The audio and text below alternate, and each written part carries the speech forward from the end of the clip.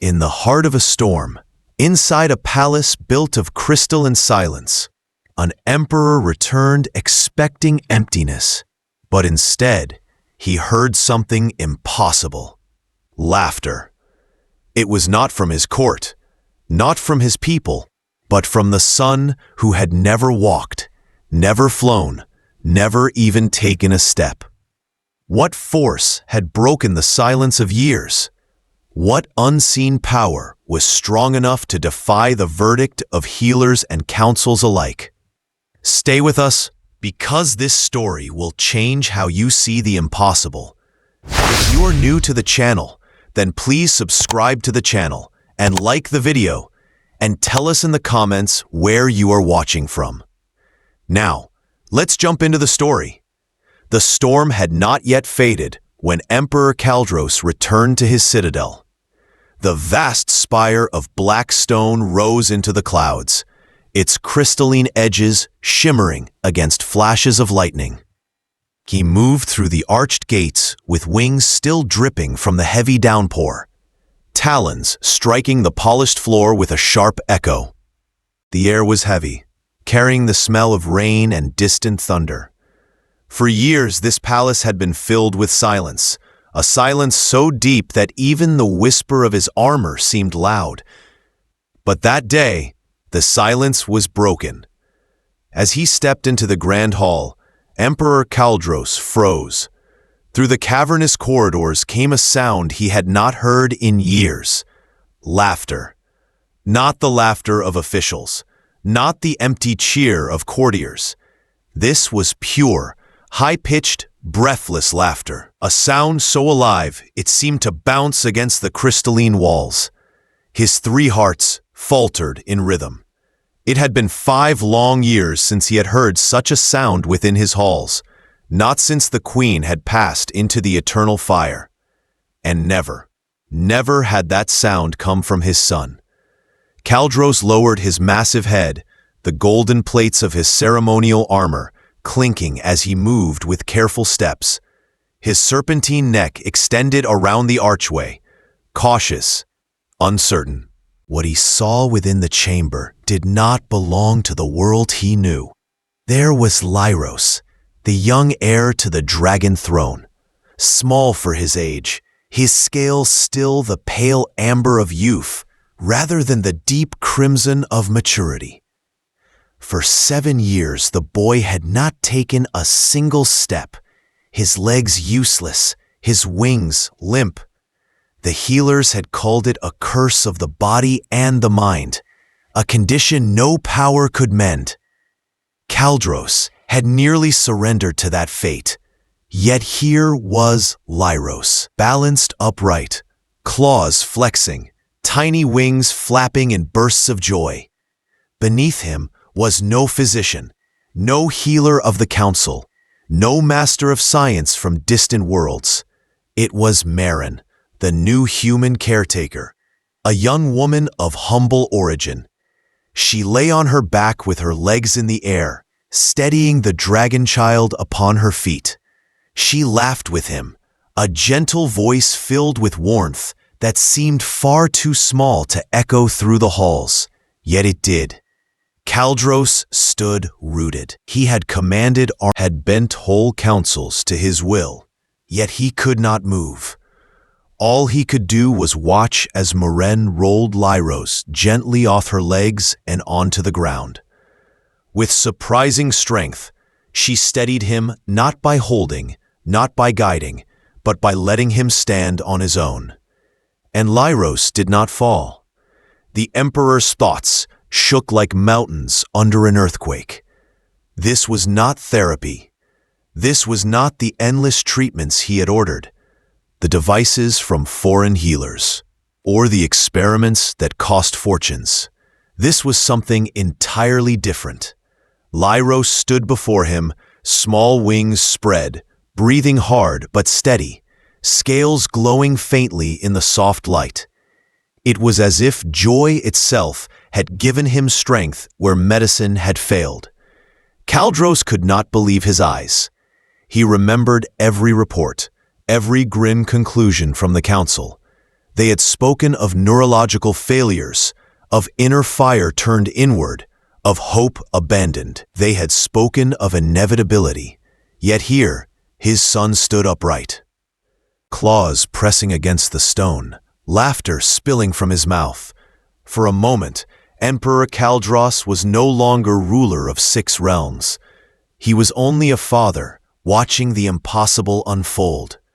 Then Marin looked up. She saw him in the doorway, his towering form casting a long shadow across the chamber. Her smile did not falter.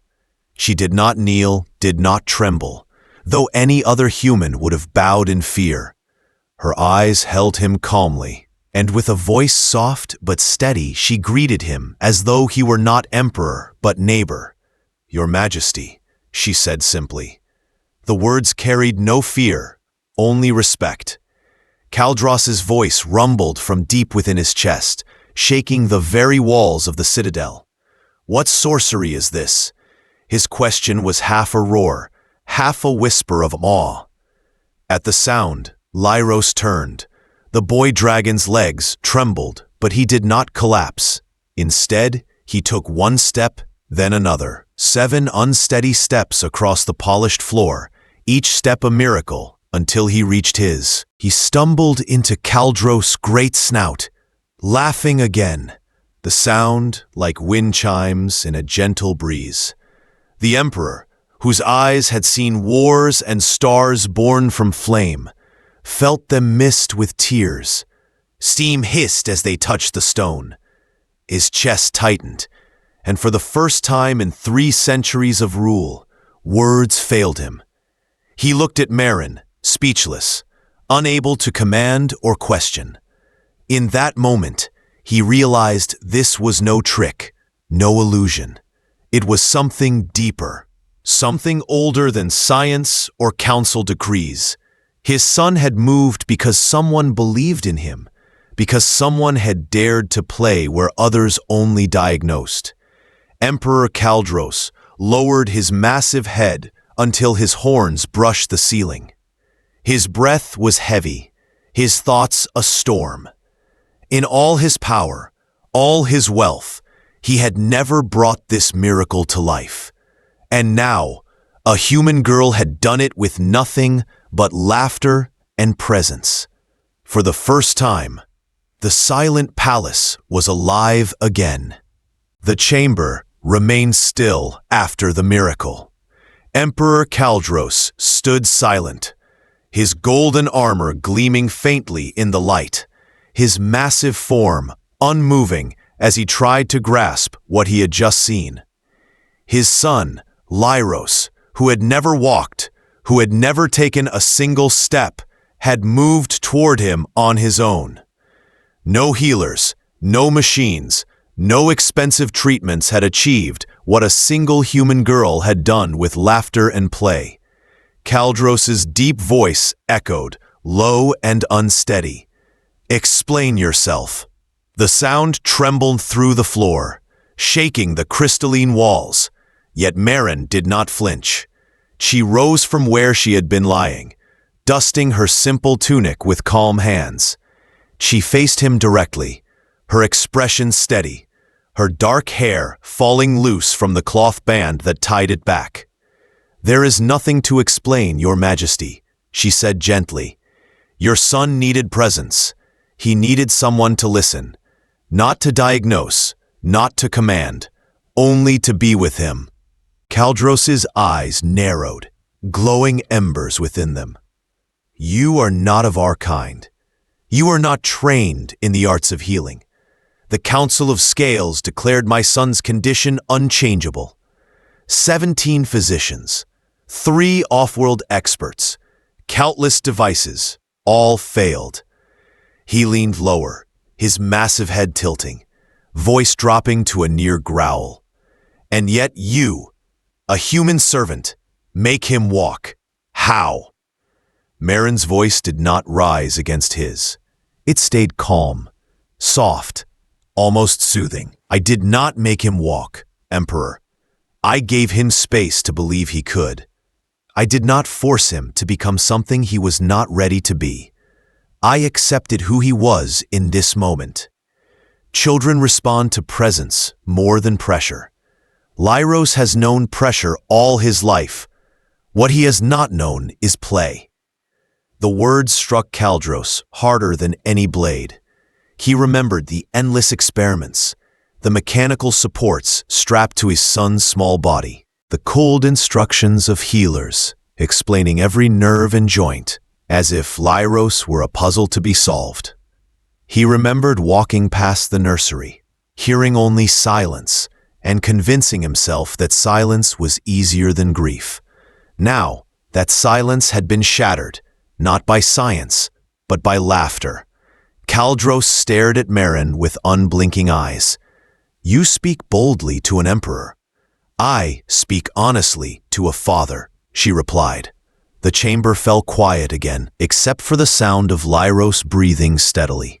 The young dragonling stood on unsteady legs, wings half spread for balance, his amber scales shining with exertion. Every second he remained standing seemed to defy the weight of every council report, every medical decree. Kaldros turned away briefly, pacing with heavy steps, his claws scratching faint grooves into the stone. They said his fire turned inward. They said his mind would never send the signals. They told me there was no hope. They measured what they could, Marin answered, but they never listened. Healing is not only of the body, it is of the heart, of the spirit. Your son needed someone who could see him not as heir to an empire, not as a failed patient, but as a child. He stopped pacing, his massive wings folding close. He looked down at her again, lowering his head until his eyes were level with hers. And why would you care? His voice carried suspicion, but also confusion. Humans have suffered under dragon rule for generations. My people have not been kind to yours. What do you gain by helping him? Marin hesitated for the first time, her gaze dropping for a moment. I once cared for a child back in the human settlements. His name was Terran. He was not my son, but I loved him as if he were. He was quiet, withdrawn, lost behind walls no medicine could reach. I begged his parents to spend more time with him, to see him, to play with him. But they chose their work, their duties. And one day, he was gone. Machines kept him alive until the end, but no one was truly with him. I was not allowed to be there. I still carry that weight. Her voice softened, almost breaking, but she steadied it. When I saw Lyros, I saw that same silence. I could not let it happen again. I could not watch another child vanish because no one chose to simply be present. Kaldros's breath rumbled low, a sound like distant thunder. Steam rose faintly from his nostrils as his fire glands heated. He remembered all the times he had left his son behind, chasing council meetings, treaties, and endless wars. He remembered seeing Lyros only as duty, never as joy. And now a human girl, untrained, unarmed, had shown him a truth he could not deny. Lyros shifted, wobbling, then took another small step before collapsing gently onto the stone. Instead of crying, he laughed. The sound carried through the chamber like music. Marin knelt, steadying him, her smile soft but sure. He will fall many times. Your Majesty. But falling is not failure. It is practice. It is learning. Every fall teaches him courage. The Emperor's chest tightened, each of his 3 hearts pounding in uneven rhythm. He had seen warriors fall in battle, ships fall in flames, empires fall into ruin. Never had falling seemed like growth. He lowered his head again, so close now that his golden crown of horns nearly brushed her shoulder. I do not understand, he whispered. Marin looked up, her expression stay. You do not need to understand. You only need to be here. That is enough. Her words echoed in his mind long after. Presence, not command, Not power, not riches, presence. As the storm outside faded into silence, a different silence filled the palace. It was no longer the silence of loss, but the silence of change, of a truth settling deep into the foundations of an emperor's heart. And in that silence, Emperor Kaldros realized something terrifying and beautiful. All his strength, all his armée, all his knowledge, none of it mattered as much as a single laugh from his son. The days after that first miracle passed quietly, yet everything inside the citadel felt different. The halls that once echoed only with silence now carried the sound of small footsteps, unsteady but determined, and bursts of laughter that had been absent for years. Emperor Kaldros found himself listening for that laughter, waiting for it, almost needing it. Each morning, Marin entered the nursery with her calm smile and gentle presence. She never carried tools, never brought strange devices like the council healers once did. Instead, she carried games. She carried patience. She carried time. She lay on the floor, let Lyros climb onto her legs, and made him laugh until he forgot he was supposed to be broken. Kaldros would watch from the doorway, his massive form barely fitting into the arch. He was not used to watching. He was used to commanding, to solving problems with orders or with fire. But here, he had no commands to give. Here he saw a human girl achieve what all the wisdom of the empire could not. One evening, as the twin suns sank below the horizon, Kaldros entered the chamber where Marin and Lyros played. He lowered his head and spoke softly, his voice a deep rumble. "Tell me how you do this. Tell me how my son, who never moved, now stands before me." Marin looked up, her hair falling loose around her face. "There is no secret, Your Majesty. Children do not grow by fear. They grow by trust. Your son trusts me because I do not ask him to be something he cannot be. I let him be who he is, here and now." Kaldros considered her words. Trust. He had built his empire on fear, on strength, on dominance. Trust was not a language he knew. "When I became emperor," he said slowly, "I promised to protect the realms. I swore to give my people stability. I gave my life to that vow. But in doing so, I abandoned my son. I thought it was duty. Perhaps it was only fear." Marin studied him quietly before answering. "You cannot change what is past, but you can choose differently now. He does not need an emperor tonight. He needs a father." The words struck deeper than any blade. Kaldros, who had commanded fleets and negotiated treaties that changed the stars, stood silent in front of a human girl who spoke to him not as ruler, but as man, as father. Lyros stumbled, falling onto the polished stone. Kaldros's instinct was to surge forward, to lift him, to protect him from even the smallest pain. But Marin held up her hand. "Let him fall," she said softly. The emperor froze, watching as his son struggled, claws scraping against the floor. Lyros pushed himself up again, wings trembling, and stood. Then he laughed, the sound brighter than any victory. "Falling is part of growing," Marin whispered. "If you protect him from every fall, he will never learn to rise." For the first time, Kaldros understood. Strength was not the absence of falling. Strength was the courage to rise again.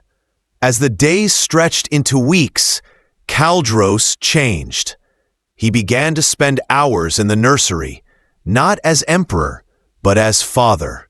He learned the strange human games Marin taught, even if they looked absurd for a dragon of his size. He lay on his back, wings spread across the floor, and lifted Lyros with his feet, copying Marin's simple game. Lyros laughed harder each time, his wings flapping in delight.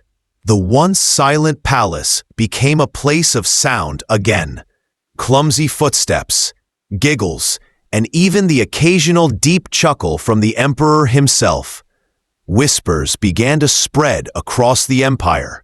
The hidden heir was seen outside, walking through the crystal gardens with the human caretaker by his side.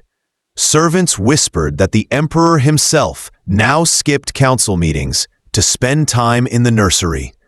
Kaldros knew the council would question him, but he no longer cared. He saw his son's determination each day. He saw small wings stretch wider, learning to move in rhythm rather than panic. He saw progress that no medical scroll had ever promised. One night, Marin told him of a dream she had long before she came to the citadel. In the dream, she saw a small dragon crying in a tower of crystal. She saw herself teaching that dragon to soar without wings, to believe in flight before it was real. When she later saw the posting for a caretaker in the emperor's palace, she knew it was no accident. Kaldros listened, his massive form quiet in the firelight. He believed in strategy, in logic, in power. But as he looked at Marin, and then at his son, he wondered if perhaps the universe had placed her here for a reason he could not see. That night, Lyros tried something new. Instead of simply balancing, he spread his wings wide and gave them a careful, deliberate flap. Then another, and another. He lifted from the ground only the height of a stone, but it was enough. He landed quickly, stumbling into Marin's arms, laughing with Jay. Kaldros felt something break open inside him. He lowered his head, pressing his snout close to his son. "You will fly one day," he whispered, voice thick with emotion. "I will be here when you do." Marin looked at him, her expression warm but steady. "You must promise, Emperor Kaldros, not as ruler, but as father. Be here, not just in body, but in heart." He nodded slowly, his eyes misting again. He had sworn many vows in his life, but this vow, given to his son, felt heavier than all others combined. And so the bridge began to form, not between empires, not between species, but between father and child. It was a bridge built not by treaties or armies, but by presence, laughter, and trust. The citadel had changed. Once it had been a fortress of silence, a place where echoes of duty and grief filled the endless halls. Now, every chamber seemed alive. Footsteps of a young dragon echoed through corridors, his laughter bouncing from wall to wall. And the deep rumble of his father's voice no longer sounded like command, but like presence. Emperor Kaldros, once feared across the 6 realms for his power and fire, was now seen most often in the nursery. Where once he debated laws and signed decrees, he now played the strange human game Marin had taught him, balancing his son Lyros on his massive feet, lifting him into the air. It looked absurd for an emperor, but it was joy. And joy was something his empire had not seen in years. Rumors spread across the star systems. They said the hidden heir, long believed too frail to survive, now walked in the crystal gardens. They said laughter could be heard from the imperial spire, where once only silence reigned. Most shocking of all, they said a human, Marin, dined at the emperor's own table and walked beside him as though she belonged there. To Kaldros, the whispers no longer mattered. What mattered was the boy. Lyros' steps grew stronger each day, his small claws more certain, his wings beginning to move with a rhythm that promised something greater. One evening, as the twin suns lowered beyond the jagged horizon, Marin entered the nursery with her usual calm smile. "Your Majesty," she said lightly, though her tone carried warmth, Kaldros lifted his head, watching her enter. "We are alone," he rumbled gently. "Call me Kaldros." She nodded once, but before she could speak further, Lyros tugged at his father's scales. The young dragon's amber eyes shone with determination. "Watch, father," he said, his voice steady, though his small body trembled with excitement. The boy spread his wings. Once, twice, 3 times he flapped. At first, nothing happened. Then, with a burst of effort, his feet lifted from the ground. It was only the height of Marin's knee, but it was flight. His wings carried him, if only for a heartbeat, before he landed clumsily and stumbled into his father's waiting claws. "Did you see?" Lyros laughed, his voice ringing clear. I flew like mother used to." Kaldros' eyes misted, steam rising from where his tears touched the stone floor. He lifted his son high with his tail, bringing him eye level. "You flew better than any dragon I have ever seen," he said, his deep voice thick with pride. Lyros grinned, wings still quivering from the effort. "Marin taught me. She told me the sky wants to catch me if I trust it." Kaldros turned to Marin, his massive form filling the chamber. "Is this what you told him?" She nodded gently. "I told him what was once told to me. Impossible is only a word. It is not the end. The sky remembers those who believe." For a long moment, Kaldros said nothing. He only looked at his son, and then at the human who had changed everything. He had ruled for centuries, commanded fleets, broken empires. Yet none of it mattered compared to the gift before him. Slowly, he lowered his head until his golden horns nearly touched the floor. "Stay," he said simply, "not as servant, not as caretaker. Stay as guardian." Marin was quiet, her hand brushing against Lyros's worn scales. "Guardian," she repeated softly. "That word is enough. I will stay, but on one condition. You must remain present, not as emperor, but as father." Kaldros nodded, a vow deeper than any treaty he had ever signed. Weeks passed, and the empire whispered louder. The council demanded explanations. Nobles questioned his choices. Yet Kaldros stood firm. He no longer allowed the empire to steal every moment from him. He spent hours each day with his son, learning, laughing, even failing together. And each day, Lyros grew stronger. His wings carried him higher, his steps grew surer, and his laughter filled not only the citadel, but the hearts of all who heard it. On the day of the autumn festival, Kaldros carried his son to the highest balcony of the spire. Marin stood beside them, her hair pulled back by the soft wind. The skies above were painted in shades of crimson and gold as the twin suns set. Lyros looked up, eyes wide with wonder. "Father," he whispered, "is the sky ours?" Kaldros looked down at him, then out to the endless horizon. "The sky belongs to no one, my son, but it remembers those who dare to rise."